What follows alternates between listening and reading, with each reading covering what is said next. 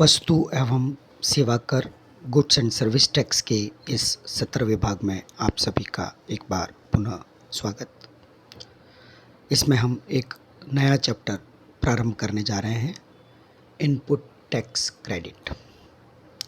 यह chapter MCom final लेखांकन जो जय नारायण व्यास विश्वविद्यालय के 2021 के सिलेबस में यूनिट 3 के लिए निर्धारित है, paper 203।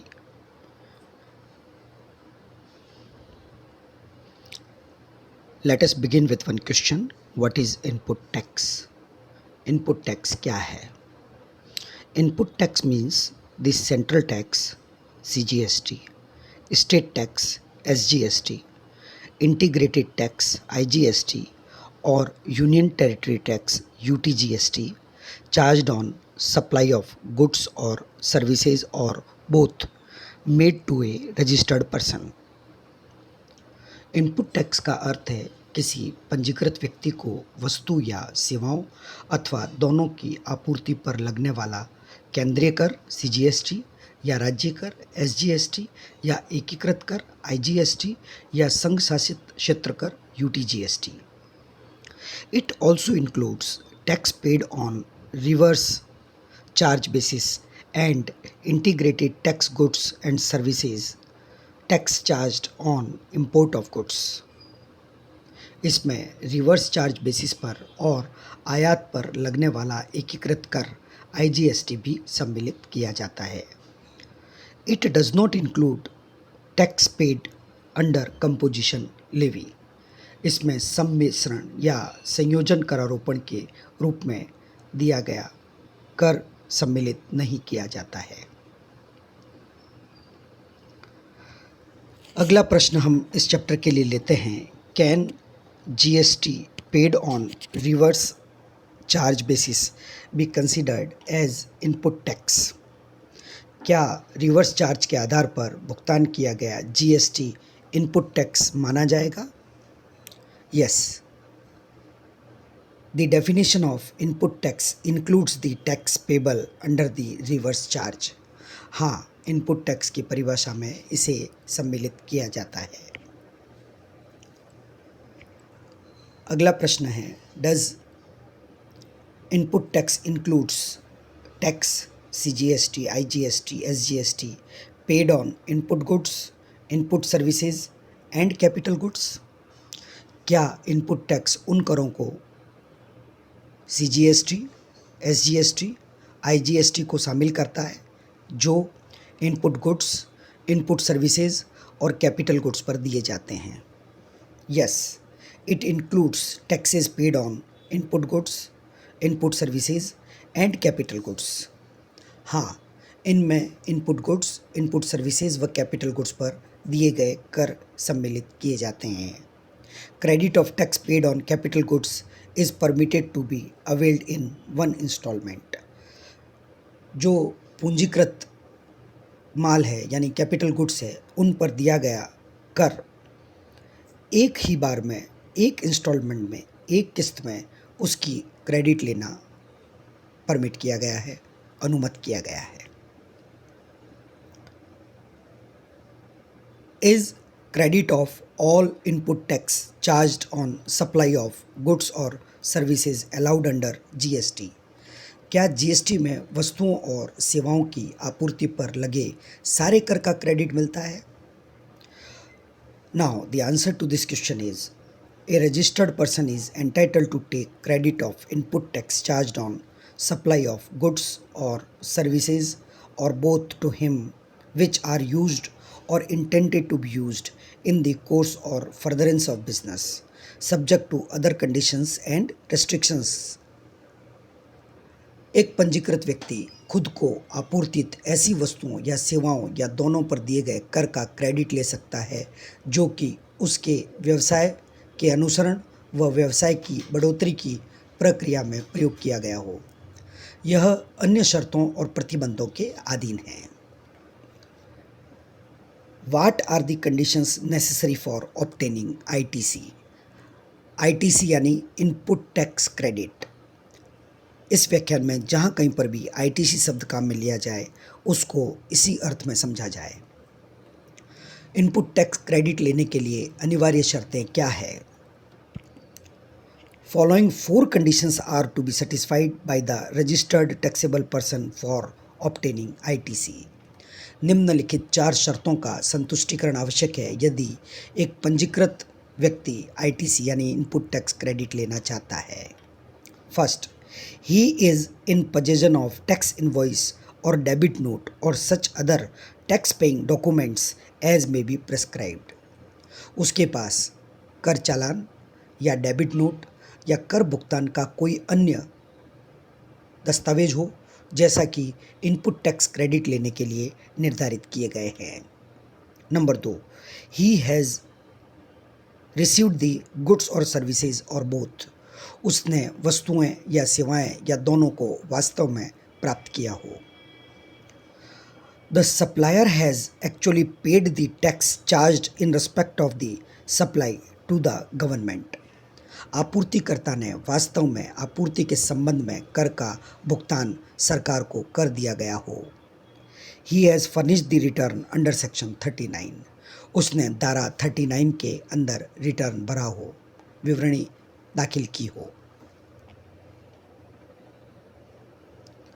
Question number 6, where the goods against an invoice are received in lots or instalments, how will a registered person be entitle to ITC.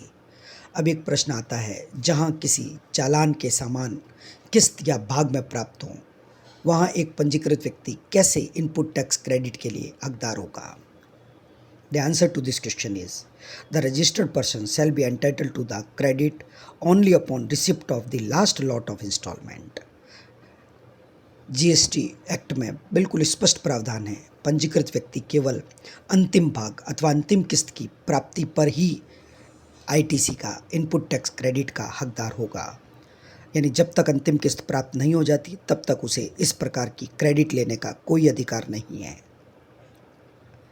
Next, क्या कोई व्यक्ति can a person take input tax credit without payment of consideration for the supply along with tax to the supplier? क्या कोई व्यक्ति आपूर्तिकर्ता को बिना आपूर्ति के मूल्य और उस पर लगने वाले कर का भुगतान किए इनपुट टैक्स क्रेडिट ले सकता है? साधारण शब्दों में ये कहें, मान लीजिए ए ने माल खरीदा बी से, ए ने अभी तक बी को भुगतान नहीं किया है, तो क्या ए ऐसे माल को जो उसने खरीदा है, प्राप्त कर लिया है पर भुगतान नहीं किया है, उसकी इनपुट टैक्स क्रेडिट ले सकता है? इसका उत्तर है yes, the recipient can take ITC but he is required to pay the consideration along with tax within 180 days from the date of issue of invoice. This condition is not applicable where tax is payable on reverse charge basis. हाँ, प्राप्तकर्ता ITC ले सकता है, लेकिन चालान निर्मित होने के 180 दिन के अंदर उसे मूल्य व कर का भुगतान करना होगा। यह शर्त लागू नहीं होगी अगर कर रिवर्स चार्ज बेसिस पर देय है।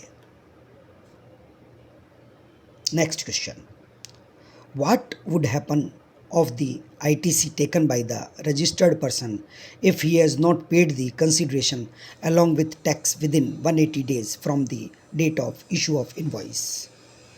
जैसा कि पूर्व प्रश्न में पूछा गया था कि भुगतान के बिना क्या वह आईटीसी क्रेडिट ले सकता है, तो हमने देखा कि अगर वह चाहे तो ले सकता है आईटीसी क्रेडिट, लेकिन कर और मूल्य का भुगतान 180 दिवस के भीतर करना पड़ेगा। उसी पर आधारित यह अगला प्रश्न है, क्या होगा यदि पंजीकृत व्यक्ति द्वारा लिए गए आईटीसी का उसने चालान जारी होने के 180 दिन के अंदर आपूर्ति के मूल्य व कर का भुगतान नहीं किया तो? इसका आंसर है the amount of ITC would be added to output tax liability of the person. He would also be required to pay interest. However he can take ITC again on payment of consideration and tax. ऐसी स्थिति में ITC का मूल्य व्यक्ति के उत्पाद पर कर देयता आउटपुट टैक्स लाइबिलिटी में जोड़ दी जाएगी. उसको ब्याज भी देना होगा. तथापि मूल्य व कर का भुगतान करके वह पुनः आईटीसी ले सकता है। यानी 180 दिन व्यतीत हो जाने के बावजूद अगर उसने भुगतान नहीं किया है तो उसे आउटपुट टैक्स के रूप में यह टैक्स और पेनल्टी चुकानी पड़ेगी।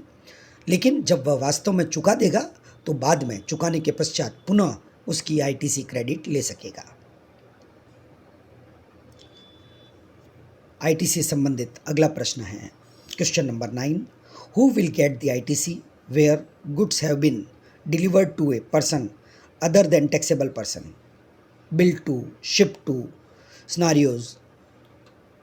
उस स्थिति में आईटीसी किसे प्राप्त होगी जहां वस्तु कराधीन व्यक्ति के अलावा किसी अन्य व्यक्ति को भेजा गया हो, फॉर एग्जाम्पल बिल टू या शिप टू या परिदृश्य आदि।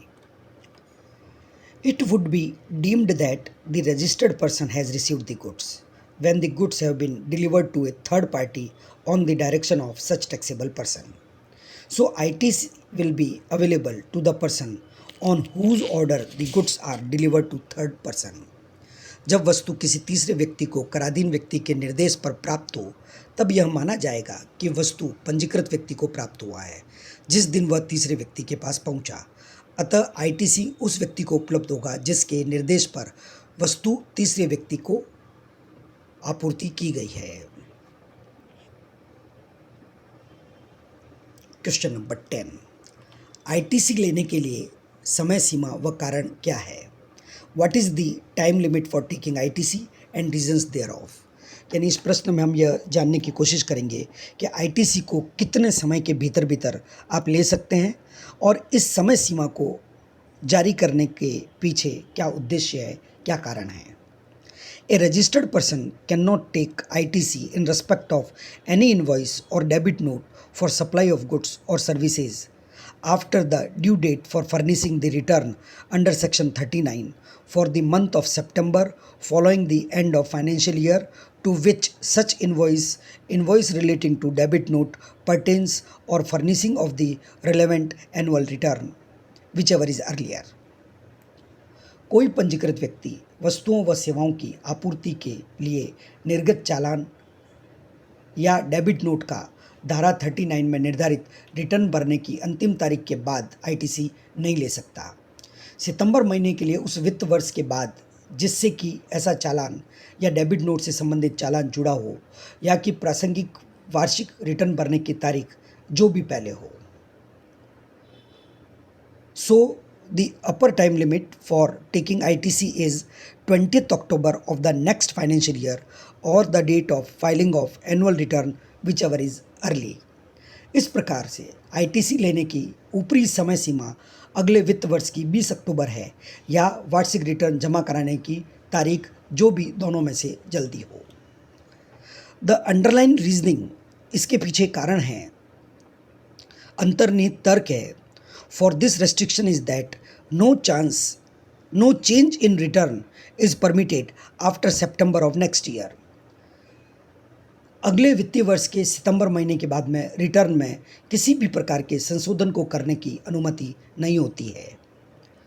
If annual return is filed before the month of September, then no change can be made after filing of annual return. इसी प्रकार अगर वार्षिक रिटर्न सितंबर से पहले भरा जाता है तब वार्षिक रिटर्न को भरने के बाद भी उसमें किसी प्रकार का परिवर्तन करने की अनुमति नहीं होती और जब रिटर्न को बदला नहीं जा सकता तो उसके पश्चात किसी भी प्रकार की आईटीसी दिए जाने का कोई प्रश्न ही नहीं उठता। ये इनपुट टैक्स क्रेडिट से संबंधित अध्याय को समझने के लिए हमने कुछ प्रश्न और उनके उत्तर के आधार पर इस व्याख्यान का निर्माण किया है। ऐसे ही कुछ प्रश्नों को और उनके उत्तर के साथ में हम अगले व्याख्यान में बात करेंगे। धन्यवाद।